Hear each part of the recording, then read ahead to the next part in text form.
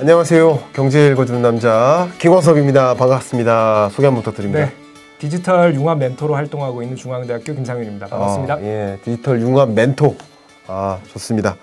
오늘은 KPC 구독자 여러분들의 멘토가 되어주시길. 네, 영광입니다. 우리 구독자 여러분들이 메타 리치 시대에 나도 그러면 가상자산, 암호화폐, 뭐 NFT 투자해야 되나 뭐 이런 것들을 생각하실 수 있어요. 그러면 나를 좀 유형을 구분해야 되겠다는 생각이 있거든요. 이미 책에서도 그 부분을 강조하고 계신데 메타 리치의 유형을 3가지로 구분하셨더라고요. 네. 좀 설명해 주시겠습니까? 네, 암호화폐는 우리나라에 유행한 지 한 3년 정도? 2018년 정도에 이제 유행을 하기 시작했으니까 3, 4년 정도 됐고요.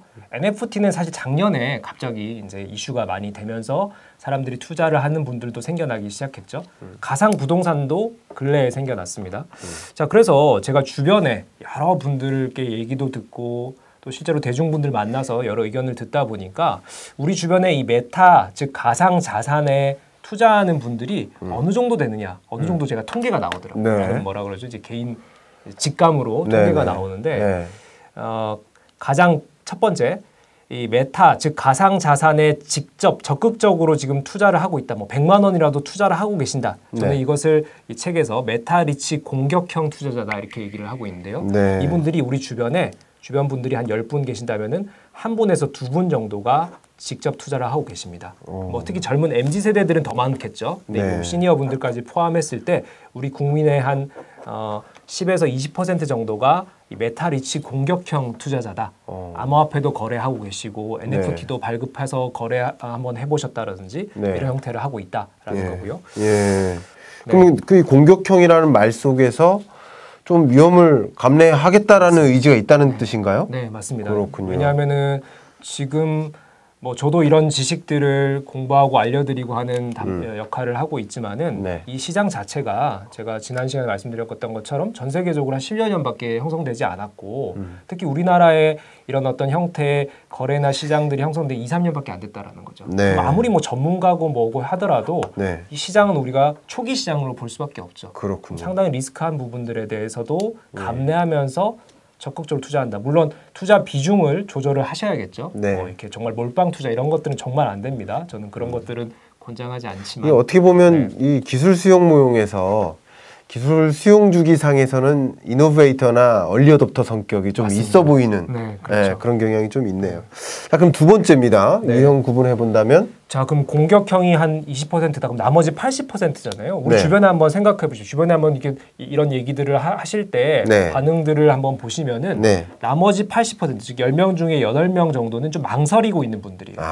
아직 투자를 안 하고 계신 분들이 8분이에요. 괜히 물어만 보는 거죠. 질문 괜히 하는 거예요. 아이고 나도 해야 되는데 뭐 어떻게 하고 있어? 이러면 너도 안 하지? 막 이런 분들이죠.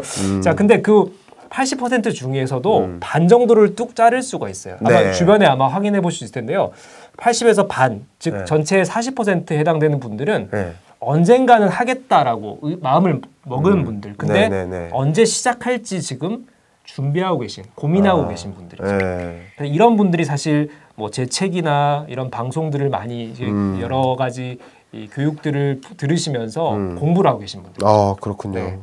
자, 그래서 언젠가는 투자하겠다. 가상자산이 도대체 뭐지? 리스크가 얼마나 되지? 특히나 이 가상자산 영역 중에 어디다가 투자를 해야 되지? 고민하고 계신 분들. 재밌네요. 그래서 요 분들을 위해서 제가 책에도 여러 가지 방향들을 담아놨습니다. 고민하시는 분들에게 지식을 제공하기 위한 것이 가장 제 첫 번째 목적이었거든요. 그럼 고민하시는 그 몽상형, 그 투자 유형상, 몽상가라고 얘기를 하고 있습니다. 이들을 어떻게 보면 공격형으로 이끌어주는 역할도 하시는 겁니까? 그렇죠. 근데 제가 이제 말씀드렸지만 무조건 뭐 제가 이 투자를 권장하고 뭐 이렇게 적극적으로 이 비중을 늘려야 됩니다 이런 얘기는 드리는 게 아니고 말씀 시장님 잘 정리해 주셨지만은 우리 시대의 변화 흐름을 지난 10년간의 변화 흐름과 리더들 이걸로 자산을 축적하고 있는 사람들의 사례를 제가 면밀히 분석해서 알려드리고 내가 이 영역에 투자를 해야겠다 말하겠다를 현명하게 지식을 가지고 결정을 하셔라는 거고요. 거기다가 만약에 마음을 먹으셨으면은 어떤 자산 영역에 어느 정도 비중으로 하는 것이 좋겠다라는 것은 제가 책에다가 언급을 해놨죠. 그렇군요. 그러면 마지막으로 몽상형, 공격형 몽상형 그 다음 하나가 방어형. 내 자산을 지키는 주로 보수적인 투자자들이죠. 그러니까 기존 금융권에서도 리스크를 테이킹하지 않고 안정적으로 1년에 뭐 2, 3%라도 이윤 추구하겠다라는 분들 많으시잖아요. 네. 대체적으로 시니어 분들이 많으시고 네. 젊은 층에서도 그런 분들이 있는데 메타리치 방어형이라고 제가 정의를 했는데요. 네. 사실 이분들은 네. 제가 책에서도 썼지만은 한 10년이 지나도 이 가상자산에 직접 투자는 안 하실 것 같아요. 그건 존중하죠. 그렇다 하더라도. 예. 그래서 이분들에게는 저는 이제 투자를 어떤 방향을 권해드리냐면은 우리 뭐라 그러죠?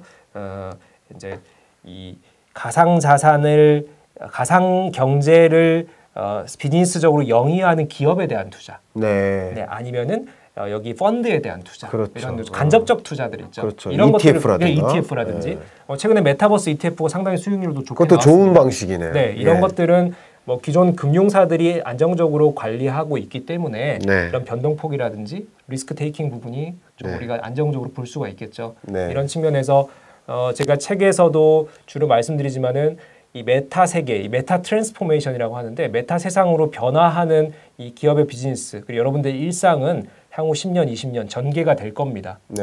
이게 아마 큰 폭의 변화들이 있을 것으로 생각이 되기 때문에 이쪽 영역의 기업들, 이쪽 영역의 비즈니스들은 성장을 할 것이고요.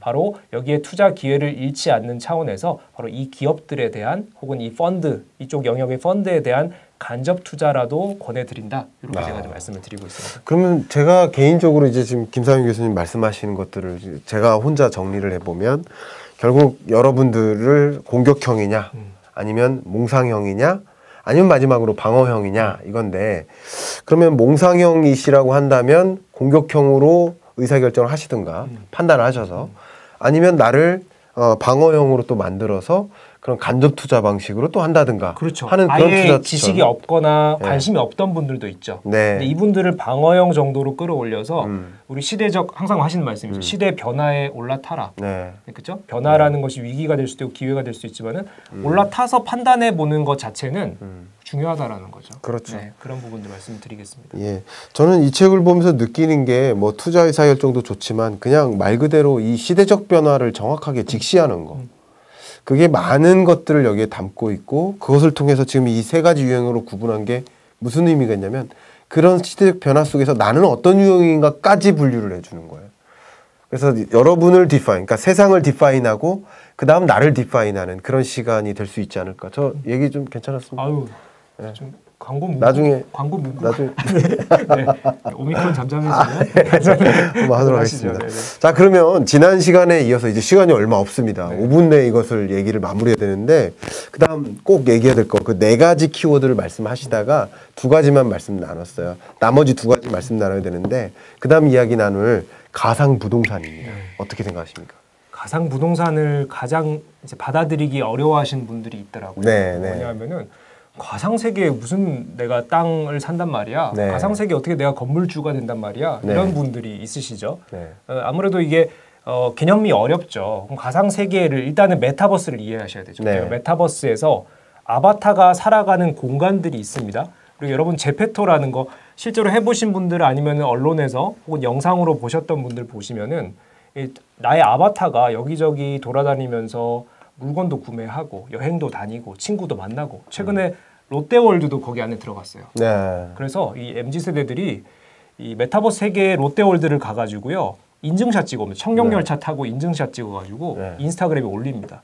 이렇듯이 가상세계 아바타가 나의 어떤 삶을 대체하거나 부족한 부분을 보완해주는 역할로서 상당히 지금 활성화되고 있다라는 거죠. 그럼요. 자, 그러면 이 메타버스 가상 공간에서 그 공간, 그 땅을 내가 소유할 수 없냐? 여기서 출발하는 거죠. 네, 네. 그러면은 가상 부동산이라는 것이 가상 세계의 활동을 하는 그 공간을 내가 구입하고 소유한다라는 겁니다. 네, 그것만 이제 이해가 되셨다면은 나머지는 다 현실 세계 부동산이랑 똑같습니다.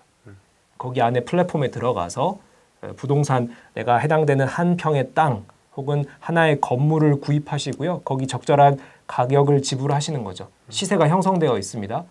최근에 뭐 압구정의 모 아파트는 다 팔렸다. 뭐 프랑스의 에펠탑 누가 주인이다. 이미 발표돼서 몇 배가 뛰어오르기도 하고요. 그럼요. 이런 뉴스도 많이 보셨을 겁니다. 네. 그래서 남아있는 땅 중에 구입을 하시게 되는 거고요. 이 땅은 어떤 가치가 있느냐? 되파는 것도 있죠. 우리가 투자 목적으로 했을 때 몇 년 후에 가치가 오르면 되파는 것도 있고요. 혹은 사실 지금 가상부동산으로 나와 있는 플랫폼들 대표적인 사례 말씀드리면은 디센트럴랜드라고 하는 플랫폼이 있고요. 어스2라고 하는 플랫폼이 있고요. 혹은 또 샌드박스라는 플랫폼이 있습니다. 또 최근에 우리나라에 또 여러 기술 업체들이 이 가상부동산 플랫폼들을 출시를 하고 있습니다. 워낙 많이 생겨나다 보니까 이게 어디서 구입해야 되느냐, 또 여기 각각의 비즈니스 방식들이 다릅니다. 예, 그러다 보니까 고민하시는 분들이 있을 텐데 어쨌든 결론적으로 또 투자 말씀드리겠습니다. 가상부동산도 앞서 말씀드린 NFT와 마찬가지로 조금 재미적인 측면에서 접근하시라는 겁니다. 네. 그 이유가 한두 가지만 말씀드릴게요. 나머지는 책에 상세히 언급해놨는데 한두 가지 이유만 말씀드리면은 이 가상부동산은 상당히 플랫폼에 종속적입니다.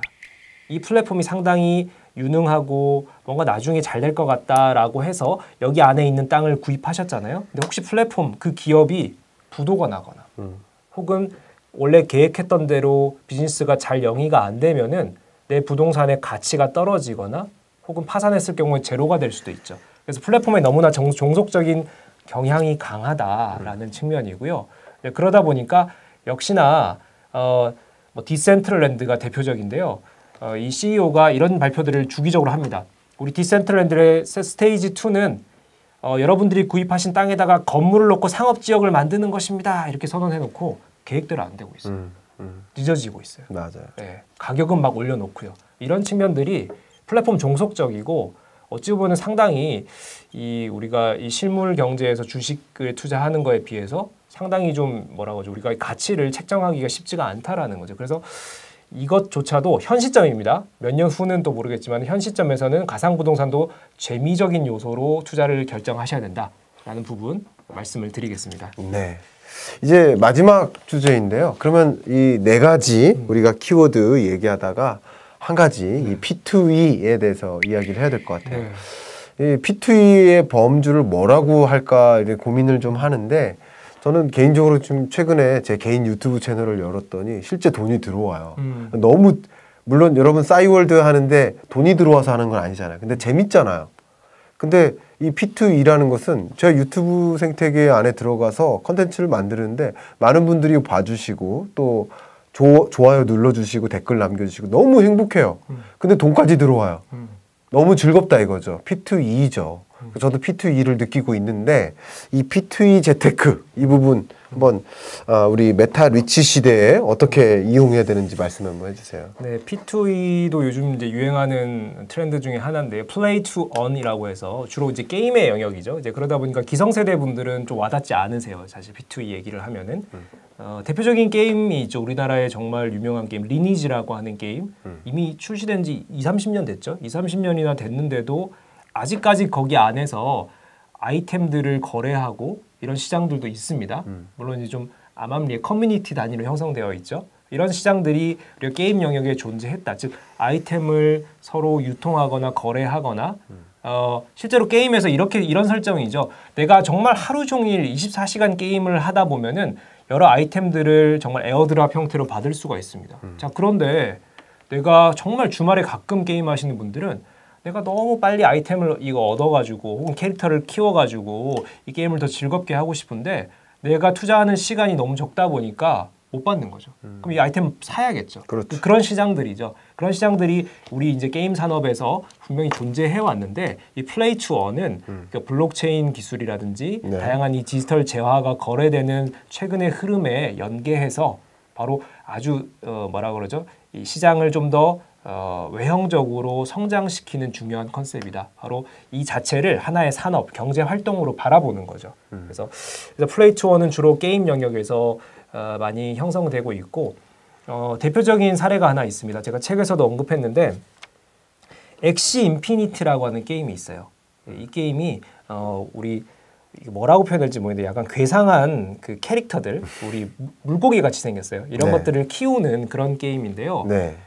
이 게임이 이제 미국에서 개발된 게임인데 네. 필리핀에서 대유행을 했어요. 필리핀의 이용자가 전 세계 이용자의 50%입니다. 그 이유가 뭐냐? 최근 코로나 팬데믹 기간 동안 필리핀의 관광 영역이 완전히 침체해버렸죠. 침체됐었죠. 네, 그러다 보니까 정말 이 관광으로 먹고 살던 많은 분들이 이제 경제할 돈벌이가 없는 거예요. 그렇네. 그래서 어린 아이들이 10대 애들이 학교 가서 공부를 해야 될 아이들이 이 게임을 통해서 캐릭터를 키우는 거예요. 그래서 이 게임을 하는 다른 나라의 이용자들에게 내가 키운 캐릭터를 판매하는 거죠. 그게 바로 플레이 투 언입니다. 캐릭터를 키울 수도 있고 혹은 아이템을 NFT화 한다면은 소유까지 정확하게 인증시켜서 판매할 수가 있죠. 이런 시장들이 형성되고 있고 바로 최근에 이 가상 경제와 더불어서 이 게임 영역을 중심으로 바로 성장하고 있는 바로 P2E 시장이라는 거고요. 제가 한 가지 이것도 투자 포인트 말씀드리면은 주로 이제 게임을 하시는 분들은 게임을 익숙하게 하시는 분들은 P2E 충분히 돈 버는 수단으로서 활용할 수가 있고 또는 우리 제페토에서 요즘 패션 산업이 형성되고 있어요. 많은 이 디지털 우리 크리에이터들이라고 하죠. 이 컨텐츠 크리에이터들이 이 제페토에서 이 그래픽 디자인으로 옷을 만들어 가지고 아바타가 입고 다니는 옷을 만들어서 이것을 NFT화해서 판매해서 한 달에 1,500만 원씩 버는 크리에이터들도 있더라고요. 네. 그래서 이런 부분들이 아주 큰 영역의 P2E 시장을 형성하는 여러 아이템들인데 하나 여러분들 조심하셔야 될 것은 이 게임 산업에서 우리가 이제 암암리의 아이템 거래가 되고 이런 것들을 다 이제 인정은 하고 있지만은 법 제도상에서는 불법인 영역들이 있어요. 그래서 이 아이템 거래나 이런 캐릭터 거래 자체가 아직까지는 제도권 안에 들어오지 않았다. 근데 최근에 많은 게임 기업들이 우리 P2E 기업이다 선언하고 투자 규모를 키우고 있죠. 아직까지 제도권 안에 들어오지 않은 영역들이 많습니다. 다시 말씀드리면은 규제나 여러 가지 법적인 조치에 따라서 이 산업 성장이 아직까지 불확실한 부분들이 있다라는 거. 그래서 이것은 조금 여러 가지 정책적 환경 변화와 함께 이 투자를 바라봐야 한다. 이렇게 몇가지 말씀드리겠습니다. 야, 네. 정말 말씀 너무 잘하시는 거 아니에요?